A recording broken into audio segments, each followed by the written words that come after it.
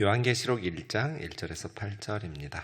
예수 그리스도의 계시라. 이는 하나님이 그에게 주사 반드시 속히 일어날 일들을 그 종들에게 보이시려고 그 천사를 그 종 요한에게 보내어 알게 하신 것이라. 요한은 하나님의 말씀과 예수 그리스도의 증거 곧 자기가 본 것을 다 증언하였느니라. 이 예언의 말씀을 읽는 자와 듣는 자와 그 가운데 기록한 것을 지키는 자는 복이 있나니 때가 가까움이라. 요한은 아시아에 있는 7 교회에 편지하노니 이제도 계시고 전에도 계셨고 장차 오시리와 그의 보좌 앞에 있는 7영과 또 충성된 증인으로 죽은 자들 가운데에서 먼저 나시고 땅의 임금들의 머리가 되신 예수 그리스도로 말미암아 은혜와 평강이 너희에게 있기를 원하노라. 우리를 사랑하사 그의 피로 우리 죄에서 우리를 해방하시고 그의 아버지 하나님을 위하여 우리를 나라와 제사장으로 삼으신 그에게 영광과 능력이 세세토록 있기를 원하노라. 아멘.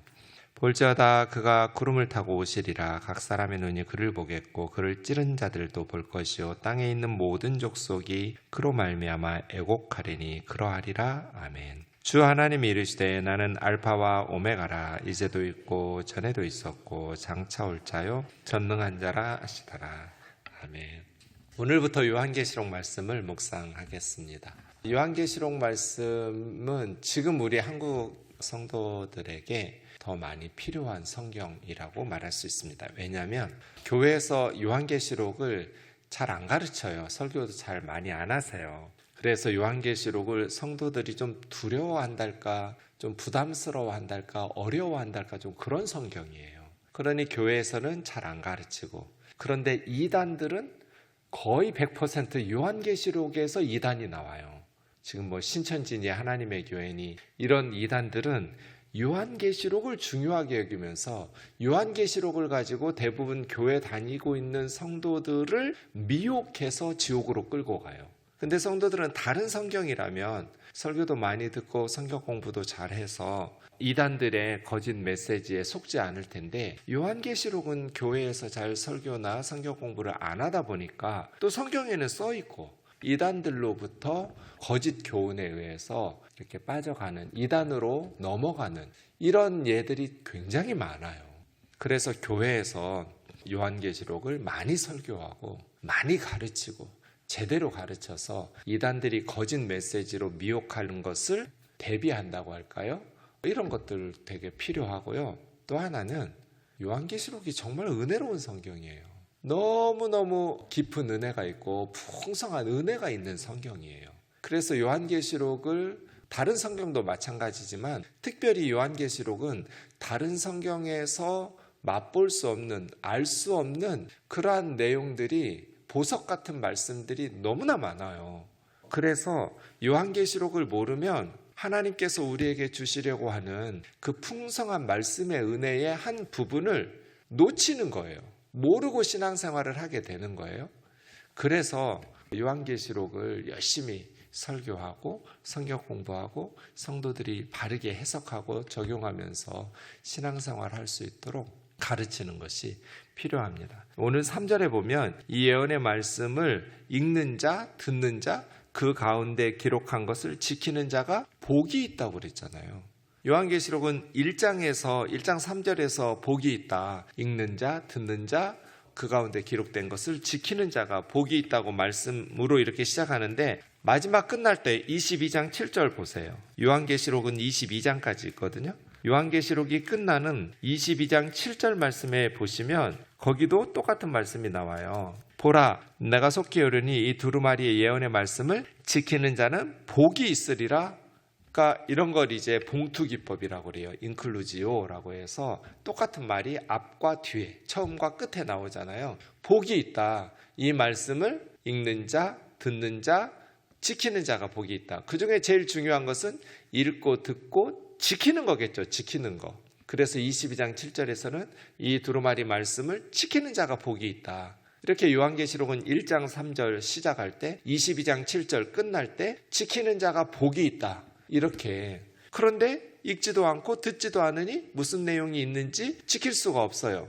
복을 놓치는 거예요. 복이 있다로 시작해서 복이 있다로 끝나는 이 요한계시록의 말씀을. 그래서 저는 몇 년에 한 번씩 계속 성경 공부할 때 요한계시록 공부를 하는데 올해도 하고 있어요. 요한계시록 화요일마다 성경 공부할 때마다 너무나 기뻐요. 이 말씀이 풍성한 은혜를 우리에게 주니까요. 요한계시록은 다른 신약 성경 26권의 내용과 똑같은 메시지예요. 여러분, 성경의 메시지가 뭐예요? 한 단어로 예수예요. 예수 그리스도. 성경의 메시지는 예수 그리스도를 하나님이 우리에게 보내셔서 십자가의 대속적인 죽으심과 부활을 통해서 누구든지 예수 그리스도를 믿는 자에게 구원을 주신다는 것, 이것이 성경의 핵심 메시지잖아요. 요한계시록의 핵심 메시지가 뭐겠어요? 종말에 어떤 일이 일어나는가? 이게 아니에요. 초대교회로부터 재림 때까지 모든 교회가 읽고 듣고 지켜야 될 말씀이고, 교우들과 교회를, 성도들과 교회를 세우기 위해서 복을 주시려고 하나님께서 기록하신 말씀이에요. 요한계시록은 다른 신약 성경과 메시지의 내용은 똑같은데 메시지를 기록하는 기록 방식이 다른 거예요. 이게 이제 글 쓰는 방식이 다 다르잖아요. 뭐 소설로 쓸 수도 있고 수필로 쓸 수도 있고 시로 쓸 수도 있고, 이런 방식으로 글 쓰는 방식이 다른 장르라고 하죠. 장르가 다를 뿐이에요. 문학적인 표현 방식인 장르가. 요한계시록을 계시문학의 방식으로 글을 쓴 거예요. 계시문학이라는 것은 구약의 선지자들에게 가끔 계시문학이 나오잖아요. 똑같아요. 지금 요한의 몸은 어디 있어요? 튀르키예 밑에 있는데 그 소유권은 그리스에 있어요. 반모라는 섬이에요. 지도 보시면 터키 밑에 있는 섬인데 그리스 섬이에요. 이 반모 섬에 유배당하고 있어요. 반모, 이제 내일 보겠지만 반모 섬에 요한의 몸은 있어요. 그런데 하나님께서 성령 충만한 가운데 요한에게 보여주시고 들려주시는 것은 초월적이에요. 초월이라는 것은 얽매이지 않는다는 뜻이잖아요. 그것을 초월해요. 뭐를 초월하는가? 시간과 공간을 초월해요. 그러니까 우리는 육신을 가지고 있으니까 우리가 보고 듣는 것이 시간과 공간에 한계가 있잖아요. 지금 우리가 몇백 년 전에 조선시대의 한 사람들의 말을 직접 우리 귀로 들을 수는 없잖아요. 지금 말하는 소리만 들을 수 있잖아요. 미래에 우리 아이를 볼 수 없잖아요. 몇 대 후손에 우리 손주의 손주를 우리는 못 보고 죽을 거잖아요. 그러니까 미래의 아이들은 우리가 보거나 들을 수 없는데, 이 시간과 공간을, 지금 우리는 여기 서울에 있으니까 뭐 미국에 있는 사람의 말을 듣거나 보거나 사건들을 경험할 수는 없잖아요. 육신으로. 그런데 요한은 반모섬에 몸은 있는데 시간과 공간을 초월해요. 하나님 보여주시니까요. 과거, 현재, 미래를 다 보고 들어요. 그러니까 굉장히 독특한 성경이 되겠죠. 이게 계시문학의 특징이에요. 초월성. 천국, 지옥, 여기 온 우주 만물을 다 봐요. 하나님 그렇게 환상으로 보여주시니까요. 그럼 보여주시는 대로, 들려주시는 대로 쓴 게 요한계시록이에요. 초월성, 이게 계시문학의 특징이에요. 요 생각만 하고 요한계시록을 읽으면 요한복음보다 훨씬 쉬운 성경이에요. 제 말이 아니에요. 성경학자들의 대부분의 말이에요. 요한복음이 요한계시록보다 훨씬 어려워요. 제대로 이해하기가. 근데 요한복음은 여러분 쉽게 읽으시잖아요. 요한계시록은 어려웠고, 그래서 아예 안 읽거나 잘못 해석하면 큰일 나. 아예 안 보거나 아니면 자기 마음대로 해석하면서 거짓 확신에 빠지거나, 이단들처럼. 요한계시록은 하여간 성도님들 보면 둘 중 하나예요. 아예 모르거나 아니면 엉터리 해석을 해놓고, 요한계시록도 다른 성경처럼 그렇게 바르게 해석해야 돼요. 공부해야 돼요. 근데 영의 말씀이라고 그런 식으로 해가지고 이만희를 보혜사 성령으로 만들고 이긴 자로 만들고 안상홍이를 재림 예수로 만들고 장길자를 하나님 어머니로 만든 이런 미친 짓거리들을 하는 거예요. 그래서 지옥으로 다 같이 내려가는 거예요. 이렇게 성경을 바르게 해석해서 바르게 적용하지 않으면 요한계시록은 엉터리로 해석하는 이들이 많은데, 이제 잘 걸렸다 싶죠? 요한계시록 이번 새벽부터 우리가 한 구절 한 구절 말씀 묵상할 때 제대로 해석하면서 계시록의 풍성한 은혜들을 누리면 좋겠어요. 1절 말씀은 요한계시록이 주어진 이 계시잖아요. 하나님께서 계시라는 것은 덮인 것을 벗겨내다. 그러면 감춰져 있던 것을 드러내는 거죠. 하나님께서 우리에게 덮개를 벗겨서 속에 감춰있던 것들을 보여주시는 아포칼립시스, 계시. 그런데 예수 그리스도의 계시다 이렇게 했어요. 예수 그리스도의 계시 두 가지 뜻이 있어요. 예수님에 대한 계시. 요한계시록의 주제는 예수 그리스도예요. 또 하나는 예수님이 주신 계시. 예수님께서 주신 계시, 동시에 예수님에 관한 계시. 요한계시록은 하나님의 계시예요. 그런데 이 계시가 주어진 경로가 어떻게 돼요? 하나님께서 그에게 주사, 그 앞에 예수 그리스도니까 하나님께서 예수 그리스도에게 주셨고, 예수님이 반드시 속히 일어날 일들을 그 종들에게 보여주시려고 천사를 그의 종 요한에게 보내어 알게 하신 것. 그러니까 순서대로 정리하면 이 계시의 말씀이 예수 그리스도에게 주셨고, 하나님이 예수님에게, 예수님이 천사에게, 천사가 요한에게, 요한이 하나님의 종들인 교회와 성도들에게. 그러니까 우리에게 주시려고 알게 하신 거예요. 하나님께서 하나님의 종들인 모든 성도들에게 주시려고 이 계시를 주셨는데, 예수 그리스도를 통해서, 또 예수 그리스도는 천사를 요한에게 보내셔서, 천사를 하나님께서 모세에게 보내셔서 천사의 가르침 속에 모세가 율법을 받거든요. 또 선지자들도 그렇죠. 하나님께서 천사를 선지자들에게 보내셔서 스가랴에게, 이사야에게, 예레미야에게, 에스겔에게 무엇이 보이느냐? 예, 뭐가 보입니다. 천사가 물어요. 이게 무슨 뜻인지 알겠냐? 절대로 아는 척 하시면 안 돼요. 천사가 물어볼 때 모릅니다. 주님이 아십니다. 이렇게 대답하면 또 천사가 가르쳐주고, 이런 식으로 하나님께서 천사를 보내어서 구약의 선지자들에게 말씀과 계시를 깨우쳐 주셨던 것처럼, 하나님께서 예수님을 통해서 천사를 반모섬에 있는 요한에게 보내셔서 그의 종 요한이 하나님의 종들인 교회와 성도들에게 알게 하시려고, 보여주시려고 반드시 속히 일어날 일들을, 속히라는 것은 갑자기, 곧 그런 뜻이에요. 우리가 50년 동안 공산권의 철의 장막에 복음이 들어가도록 기도했어요. 선교사들이 갈 수 없었어요. 그런데 갑자기 90년대 초에 고르바초프가 나오면서 소련이 해체되고, 이제는 북한 정도를 제외하고 모든 공산권 국가에 선교사들이 들어가고 교회가 세워졌어요. 50년 동안 응답이 안 되다가 하나님의 시간이 되자 갑자기 곧, 이게 속히라는 뜻이에요. 금방 주님이 재림하셨는데 2000년 동안 안 오시네, 요한계시록이 틀렸네, 이게 아니고요. 갑자기 곧, 속히 일어날 일들. 주님의 재림도 그런 식이겠죠. 어느 날 갑자기 천사장의 호령과 나팔 소리를 듣고 주님 오시겠죠. 그러니까 요한계시록의 말씀은 언제인지는 몰라요. 근데 반드시 속히 일어날 일들이에요. 그래서 모든 성도들이 읽고 듣고 지키는 자가 복이 있는 것이죠. 요한은 하나님의 말씀과 예수 그리스도의 증거, 이게 이제 자기가 본 거죠. 요한이 반모섬에서 본 것, 하나님의 말씀, 예수 그리스도의 증거를 증언하였다. 이 말씀을 읽어라, 들어라, 지켜라, 복이 있다. 4절은 편지예요. 이것은 소아시아 7교회에 보낸 편지니까 서신서예요. 계시문학의 방식으로 보낸 편지. 요한은 아시아에 있는 7교회, 당시에 소아시아에는 7개만 있는 게 아니죠. 더 많은 교회들이 있었어요. 요한계시록에 나오지 않는 골로새 교회도 있었고요. 굉장히 많은 교회들이 더 있었지만 그 중에서 7교회에 편지를 보냈다고 했어요. 왜 그랬을까? 모르죠. 우선 요한이 방문했던 교회들인가? 이렇게 추측하기도 하고요. 또 7이라는 완전수는 교회의 완전함에 대해서 7교회를 특별히 선발했나입니다. 어쨌든 소아시아에는 7교회 이상이 있었고, 그 중에 7교회에 편지를 써서 보내라는 하나님의 음성을 들었고, 그래서 요한은 7교회에 편지를 써서 보냈고, 물론 그 7교회들은 자기 교회만 읽는 것이 아니라 주변의 다른 소아시아뿐 아니라 모든 교회들에게도 필사해서 요한계시록의 말씀을 읽게 했고, 왜요? 읽고 듣고 지키는 자가 복이 있는 말씀이니까요. 모든 성도들이, 초대교회뿐 아니라 앞으로 있을 모든 교회 성도들이, 모든 교회가 이 예언의 말씀을 들어야겠죠.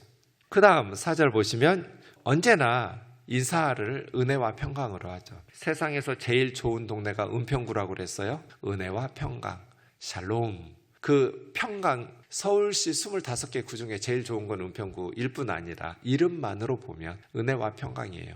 은혜 은자에 평화로울 평자를 써요, 은평구가. 그래서 우리 권사님 중에 한 분은 하나님께서 은혜를 주셔서 건물을 하나 이렇게 짓게 됐어요. 그래서 은평빌라라고 지었어요. 제가 맨날 이렇게 설교해가지고 제일 좋은 동네가 은평구라고. 여러분, 다른 사람을 축복할 때, 기도할 때 은혜와 평강을 구하면 돼요. 이것보다 더 좋은 선물이 없어요. 하나님의 은혜, 값없이 주어지는 하나님의 선물, 그 은혜로 말미암아 누리는 평강. 이 샬롬 평강은요, 관계가 좋은 거예요. 단순히 그냥 싸우지 않는 평화가 아니라 상대방의 행복을 위해서, 상대방이 잘 되기 위해서 복을 주고 용기를 주고 힘을 주고, 이런 걸 좋은 평화라고 그래요. 샬롬이라고 그래요. 하나님이 우리에게 주시는 모든 은혜 안에서 누리는 평강, 이거보다 더 좋은 축복이 어디 있어요? 그래서 은혜와 평강을 구해요. 요한이 편지니까요. 7교회에 은혜와 평강이 있기를 원하노라 하는데, 이 은혜와 평강이 어디서 오느냐?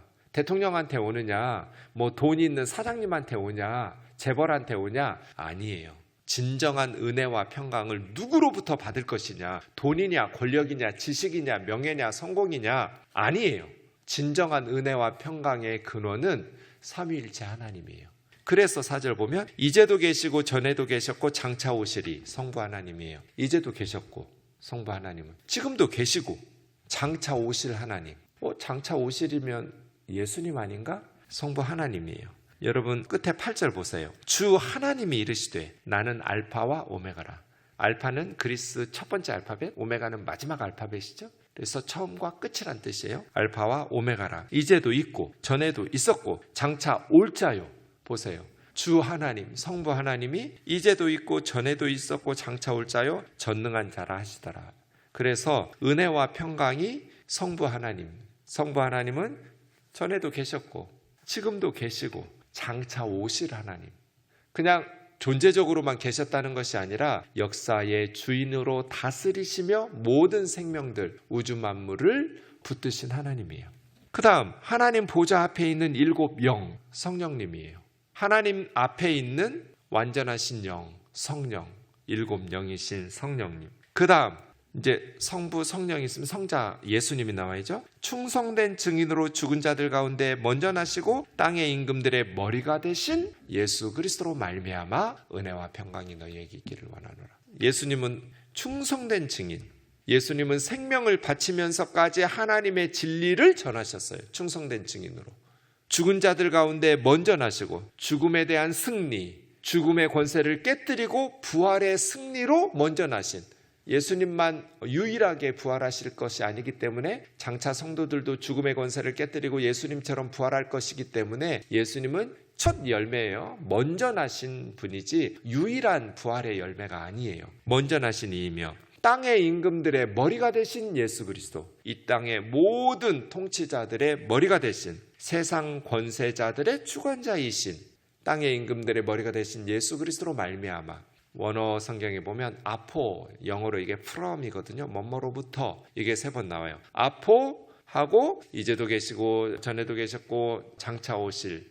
아포, 하나님 보좌 앞에 7 영. 아포, 충성된 증인으로 죽은 자 가운데서 먼저 나시고 땅의 임금들의 머리가 되신, 이렇게 성부 하나님으로부터, 성령 하나님으로부터, 성자 하나님으로부터, 성자 예수님으로부터 은혜와 평강이 너희에게 있기를 원하노라. 진정한 은혜와 평강은 누가 주는가? 삼위 하나님, 삼위일체 하나님으로부터 우리에게 주어지는 거예요. 그래서 구하는 거예요. 하나님, 오늘도 우리 가족들에게 은혜와 평강을 내려주세요. 하나님, 오늘도 우리에게 은혜와 평강을 내려주세요. 하나님 붙드시지 않으면 잠 못 자요. 잠 못 자는 것보다 고통스러운 게 없어요. 하나님께서 은혜 베푸시지 않으면 밥 못 먹어요. 병원 가보세요. 내 맘대로 밥 먹고 걸어다니고 내 맘대로 잠잘 수 있는지. 하나님의 은혜와 평강이 부어질 때 우리가 이 땅에서 살아갈 수 있어요. 은혜와 평강은 하나님과 성령님과 예수 그리스도로부터 온다. 그 다음 4절 하반절부터 6절까지는요, 요한계시록의 핵심이에요. 저는 이것이 성경의 핵심 단락이라고 봐요. 성경 전체의 핵심 메시지가 이거예요. 우리를 사랑하사 그의 피로 우리를 죄에서 해방하시고. 이게 성경의 핵심 메시지 아니에요? 우리를 사랑하사. 왜 우리가 구원받았어요? 하나님은 왜 예수님을 세상에 보내시고 십자가에서 희생하게 하셨어요? 우리를 사랑하셨기 때문이에요. 우리를 사랑하사. 다른 이유가 없어요. 하나님이 세상을 이처럼 사랑하사, 하나님이 우리를 사랑하셨기 때문에, 그 다음 그의 피로 우리를 어떻게 구원하셨어요? 예수님의 십자가의 피로. 그래서 다른 이름으로서는 구원을 받을 수가 없어요. 예수 그리스도의 십자가의 보혈로. 이것이 구원의 방법이에요. 구원의 원인이 우리를 사랑하시고, 구원의 방법은 그의 피로, 예수님의 보혈로. 그 다음에 구원이라는 게 뭐예요? 우리를 죄에서 해방하시고, 죄와 사망의 권세로부터 해방시키시고. 이건 절반짜리 구원이에요. 하나님의 심판받지 않고 지옥에 안 간다. 이건 절반짜리잖아요. 나머지 절반은 뭐예요? 천국 가서 하나님하고 산다가 있어야 하잖아요. 하나님의 나라를 위해서, 그 아버지 하나님을 위해서 우리를 나라와 제사장으로 삼으셨다. 죄에서 해방하시고 50%, 나머지 50% 구원의 내용은 뭐예요? 우리를 하나님을 위한 하나님의 나라 왕같은 제사장으로 삼아주셨다. 이제 우리는 하나님의 백성, 하나님의 제사장으로 이 세상에서 하나님을 예배하고 하나님을 섬기면서 살아가는 거죠. 또 죽어서는 영원히 하나님의 나라에서, 천국에서 하나님의 나라요, 하나님 나라의 제사장으로 하나님을 예배하고 밤낮 찬송하면서 하나님과 사랑의 사귐을 누리면서 천국에서 사는 것이죠. 이 몸의 소망 무언가 우리 주 예수뿐일세. 이 세상이 우리에게 줄 게 뭐가 있어요? 바라는 것도 없고요, 원하는 것도 없어요. 이 세상 그까짓 게 뭐라고. 이제 제가 철이 드나 봐요. 나이가 드니까 그냥 별거, 이 세상에 기대가 없어요. 세상으로부터 기대하는 바가 없어요. 그놈이 그놈이고, 고운 것도 헛되고 아름다운 것도 헛되고. 나이 들어보세요. 우리 아줌마들 젊었을 때는 예쁘게 날씬하고, 나이 들어보세요. 다 그냥 몸에 비슷해지지 않나요? 막 성형하고 뭐하고 쭈글쭈글한 거 피고 늘리고, 더 추해 보여요. 나이 드는 만큼 아름답게 늙어가는 게 더 예뻐 보여. 세상이 우리에게 줄 게 뭐가 있어요? 맛있는 것도 그때뿐이고, 아름다운 거, 외국 여행 다 그거예요.